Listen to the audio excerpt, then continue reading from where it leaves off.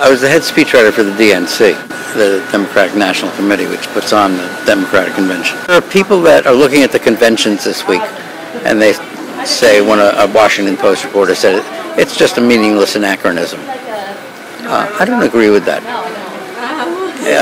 Those conventions have changed. It used to be that you went to the conventions to see who was going to be the nominee.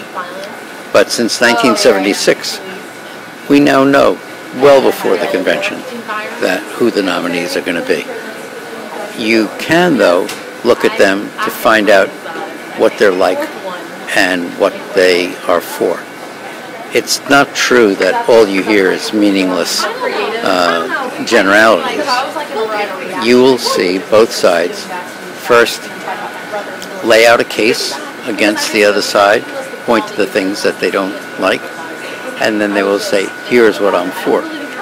And you can look closely at what the two sides say. You can go to factcheck.org minutes after a speech is done and see what the candidates have done that's misleading. And you can find out which candidate is urging things that are closer to your own needs. So I think that they're still useful, though for a different reason. I have worked in 3 conventions. Not many people know that this goes on, but in addition to the 10 or so speakers that everybody sees in prime time, there were 200 other speakers who usually come there without a speech. And if you go backstage or sometimes one floor below, depending on where it's set up, you will see a complete mock-up of the stage. And there are 10 or 12 or 15 speechwriters typing away frantically, writing speeches for these 200 people. You give it to them.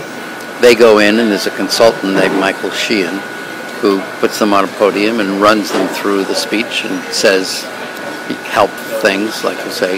You don't have to shout, because really what you're aiming at is not the 20,000 people sitting there, but the 20 million that might be watching you. So I was one of those speechwriters. In 2000, they did it in the Los Angeles arena where the Lakers play, and the speechwriters are all in the visiting locker room showers.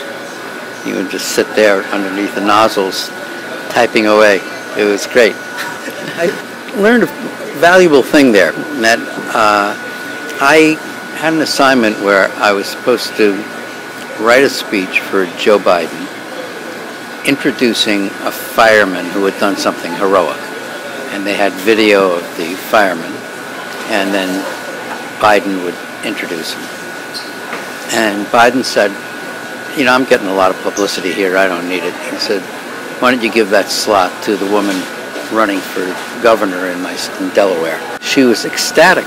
It gave her 3 minutes of national TV exposure, which she had never had before. It was a reminder to me that for the up-and-coming candidates and people, these are huge events.